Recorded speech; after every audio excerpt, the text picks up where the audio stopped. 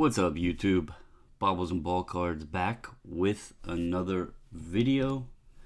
Hope everybody is doing well out there.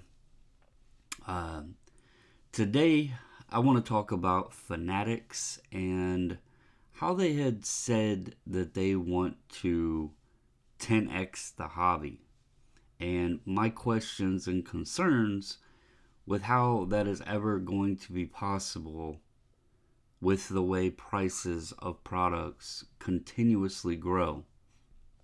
If you like the video, give it a thumbs up. Comment down below, let me know your thoughts. If you have not subscribed yet, hit the subscribe button and the notification bell. But I'm going to just focus real quick on 2022 Topps Chrome Baseball. And this is a product, you see here, I have hobby details up. It says it's subject to release on July 27th of 2022. It's 24 packs per box, 4 cards per pack. So you're getting 96 cards there. And the pre-sale price for a single hobby box at the moment is $499.95. That is over $5 per card that you're paying on a cost per card average. This is concerning, not just because this is pushing more and more people out of being able to afford product, but this is literally like, I don't want to call it low end, but it's your more popular product to be collected because it fits more people's budgets, or so it used to.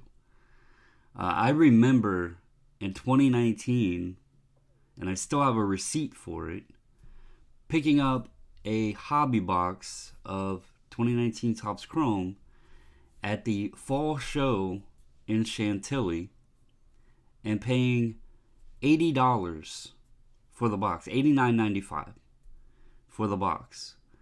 That was after baseball season had just concluded. Actually, it was during the playoffs. It was with a very strong rookie class that contained Pete Alonso and Vladimir Guerrero Jr. and Fernando Tatis and Eloy Jimenez, and the product was $90 for a hobby box.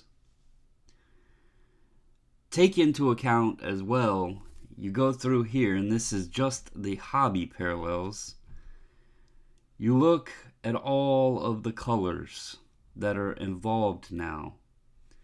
You have refractors falling 1 in 3 packs. You have prisms at 1 in 6. Negatives.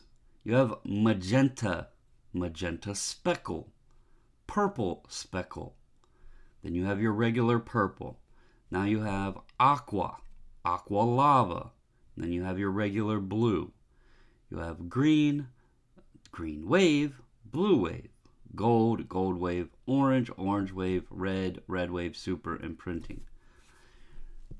So not only is the price of products going up, but let's go over and look at autographs. Where were they at? Right here. Look at here. We have 5 new autos. Chrome Veteran Variations autographs. So now your 2 autographs per box average may not even be rookie autographs, because there is Veteran Variations autographs tucked away inside of your boxes. This is a big concern that prints are rising so highly, as well as the fact the cost of the product is going up and up and up.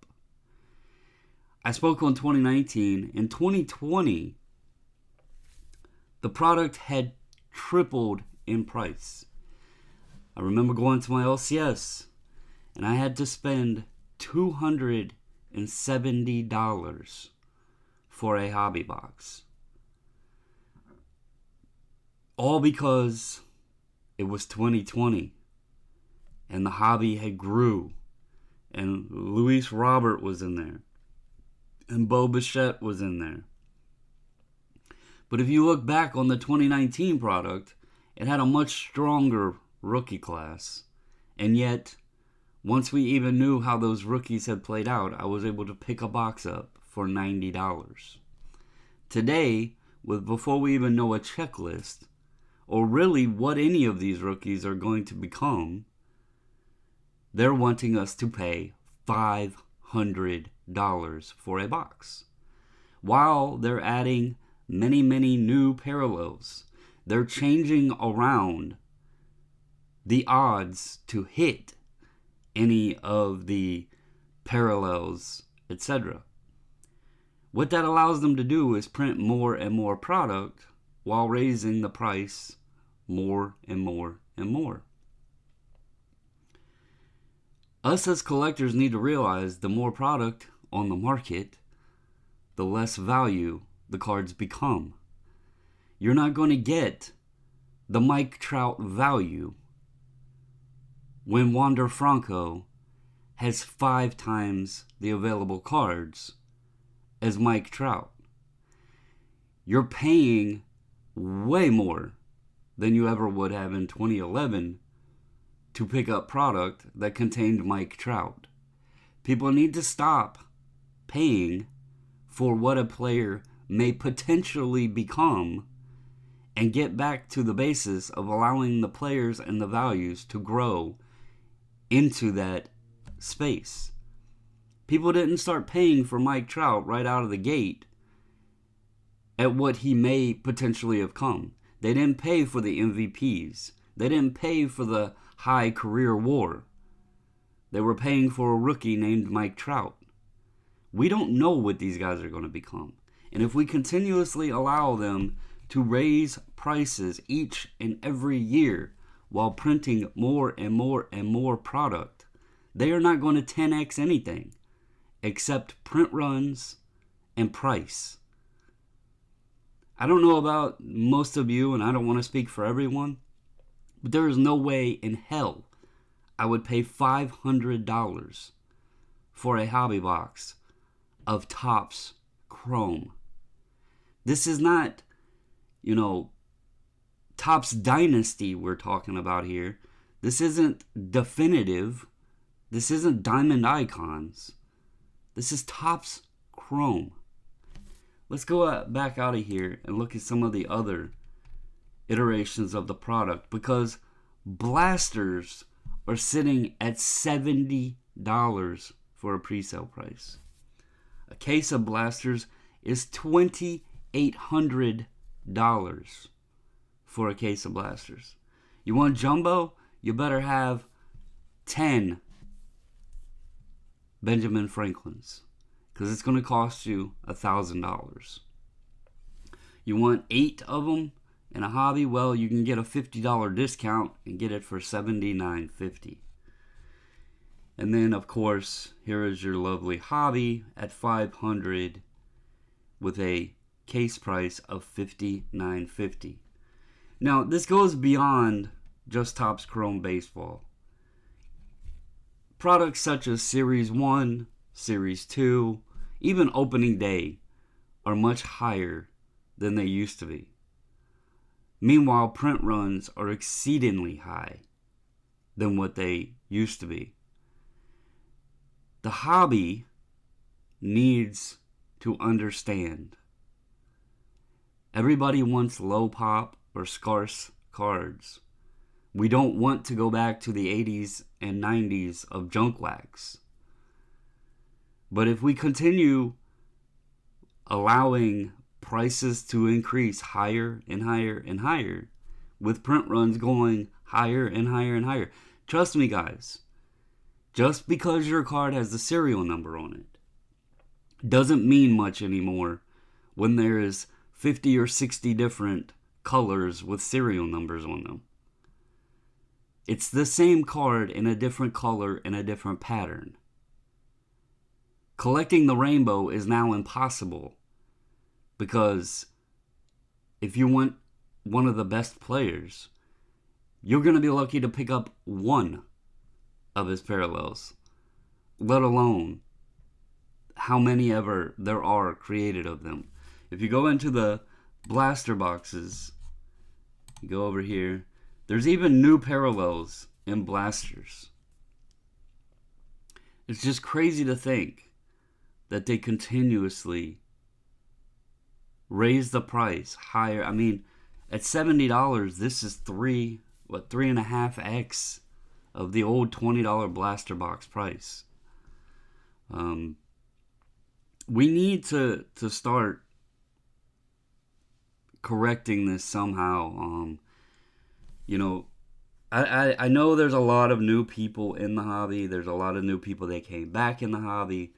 The growth may make it seem like this is necessary. But the truth is, guys, the hobby was still pretty strong in 2018. It was still pretty strong in 2019. But the prices were nothing like this. And for those that weren't around, just letting y'all know, products like this wound up in clearance boxes because there was already so much of it that it all couldn't sell. And that was at a reasonable price. What do you think it's going to do when people can't pay $70 for a blaster box? Do you think it's just going to get destroyed and disappear?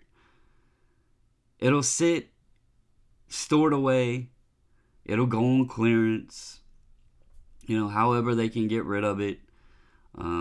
They'll keep it in warehouses or stored to try to make it look like it's selling out.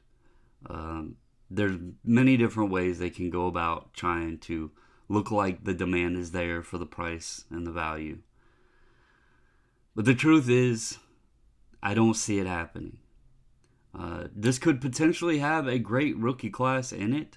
However, Bobby Witt Jr. hasn't been performing to a very high level. Julio Rodriguez has not been performing to a very high level. Wander Franco is playing pretty well. But overall, again, we don't know what these guys' futures are going to hold. And, they need to stop raising prices like this. When Fanatics said they wanted to increase the hobby by 10x, they're doing it in the wrong rate. Here's Archives Baseball. 2022 Topps Archives at $150 a hobby box. Yeah, that's supposed to be your value type product. Pro Debut, $85. What Topps Chrome used to be for a hobby box. Gold Label, $150. Let's see. Ginter, $120. You can go through here and just look at many things, and just see what the prices are now. And it's just clear it's out of hand. And I don't know how we can keep up with this, So, just my thoughts on it, guys. Let me know yours down below. Some people might say I'm crazy and I'm just whining because I can't afford $500 or $1,000 for a box now. But when it's someone, that I do enjoy opening wax, it is sad. I think it's wrong that they're just printing new parallels, new colors, new patterns, making more and more and more of the product, and then increasing the price the way they are. If you can afford it and you enjoy it, then, go at it. I'm not knocking anyone that can. I just think overall, as a better picture for what the hobby is going to become and the road that it's heading down, I don't see 10x in people coming in. I see 10x in cards printed and price increase. So that's my thoughts. Let me know yours. Appreciate you watching, and let me know your thoughts. As always, stay safe, stay healthy, and until the next video, I'm out.